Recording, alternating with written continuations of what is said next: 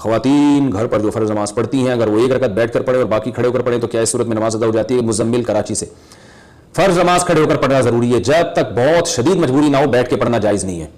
تو اگر کسی نے 2 رکعتیں کھڑے ہو کر یا 2 بیٹھ کے پڑھی ہیں تو بیٹھ کے اگر مجبوری میں پڑھی ہیں، بالکل نہیں کھڑا ہوا جا رہا تھا، پھر تو جائز ہے، چاہے 1 رکعت پڑھیں 2 رکعت پڑھیں۔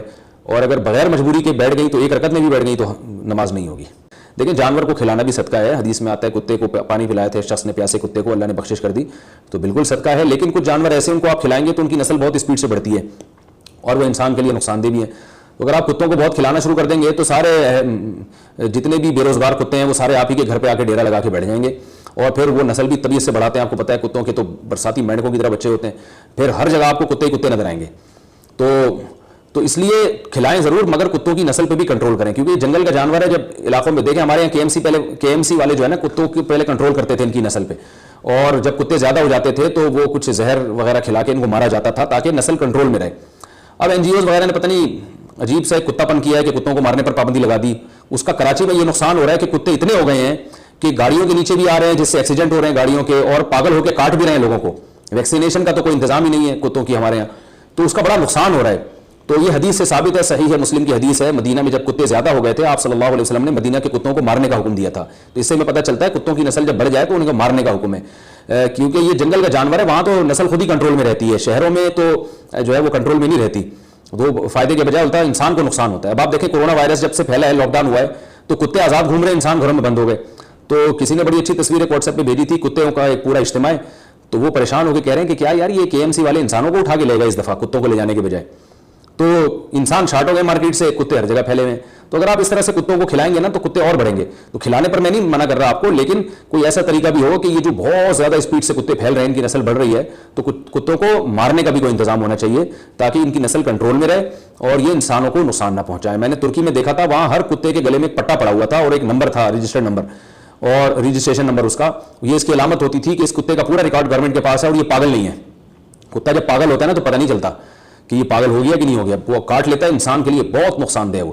تو اور ہمیں کیا پتا ہوگا کہ کون سا کتا پاگل ہے کون سا پاگل نہیں ہے، تو یہ گورنمنٹ تو کنٹرول کرتی نہیں ہے۔ وہاں ہم نے باہر کنٹریز میں دیکھا ہے، وہاں ویکسینیشن ہوتی ہے ان کی، کتوں کو باقاعدہ چیک کیا جاتا ہے بھائی کوئی کھسک تو نہیں گیا۔ تو ہمارے یہاں تو آوارہ بے روزگار کتے پھر رہے ہیں دبا کے، تو آپ اگر ان کو روزگار دے دیں گے تو اور کتے پن پہ اتر آئیں گے، اس لیے احتیاط کریں۔ ویسے اگر کھلانا ہو تو میرا خیال ہے بکری پالیں، گائے پالیں، بھینس پالیں، مرغیاں پالیں، ان کو کھلائیں، وہ انڈا بھی دیں گی، آپ کو بھی کھلائیں گی۔ وہ بکری کو جتنا کھلاؤ گے وہ آپ کو بھی اتنا کھلائے گی، کتے کو کھلاؤ گے وہ کیا کھلائے گا؟ یا تو پالتو کتا ہو نا جو کسی مجبوری سے رکھا ہو حفاظت کے لیے، پھر تو ٹھیک ہے۔ گلی محلے کے کتوں کو لفٹ کرائیں گے تو پھر وہ مسئلہ جو ہے وہ یہ ہوگا کہ وہ بہت زیادہ پھیل جائیں گے۔ ہمارے محلے میں ایک صاحب تھے، وہ بلیوں کو کھلاتے تھے بہت، تو اس کا نتیجہ نکلا کہ پورے محلے کی بلیاں ہماری گلی میں آ کے جمع ہو گئی تھیں۔ وہ بلیاں کی بھی تو مخبری ہوتی ہے نا، ایک بلی نے کھایا، اس نے دوسری کو جا کے بتایا بہن وہاں جو ہے نا چیچڑے مل رہے ہیں، تو وہ ہوتے ہوتے خبر پھیلتی رہی۔ 1 سال میں وہ بھائی پوری ایک بلیوں کی فوج ہماری گلی میں تیار ہو گئی۔ ہم نے کہا یار یہ کیا مذاق ہے، ٹھیک ہے 2-4 بلیاں ہر گلی میں اچھی لگتی ہیں، جانور تو ایک زمین کی رونق ہے، مجھے خود بھی جانور پالنے کا شوق ہے۔ ابھی ایک بلی میں نے پالی ہوئی تھی، وہ اتنا فری ہو گئی تھی کہ وہ پھر ہمارے لیے ٹینشن بن گئی تھی۔